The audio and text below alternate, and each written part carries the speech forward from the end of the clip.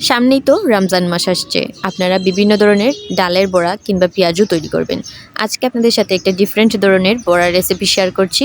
এর জন্য আমি ২ টা আলু এবং ২ টা কাঁচা কলাকে গ্রেটারের ছোট ছিদ্র দিয়ে খুব ভালো করে গ্রেট করে নিব। আর তারপর 1/2 কাপ পেঁয়াজ দিয়ে দিব। তারপর আমি এর মধ্যে কিছু কাঁচামরিচ, লাল মরিচের গুঁড়া, হলুদ, লবণ আর চালের গুঁড়া দিয়ে খুব ভালো করে মেখে নিব। সবগুলো উপকরণ খুব ভালো করে মেখে নিয়ে আমরা এটাকে এখন এক সাইডে রেখে দিব। আর এখন আমরা চুলায় একটা কড়াই বসিয়ে দিব আর তার মধ্যে দিয়ে দিব অল্প তেল।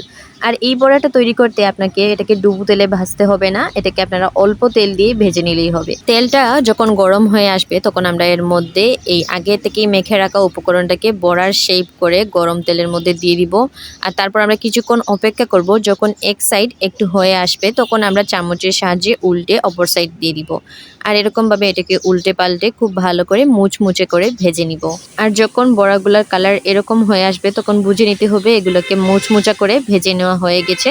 এখন আমরা এগুলোকে তেল থেকে উঠে নিব। আর এই তো তৈরি হয়ে গেল খুবই অল্প সময়ে আজকের খুবই মজাদার কাঁচা কলা এবং আলু দিয়ে তৈরি করা এই বড়াটা।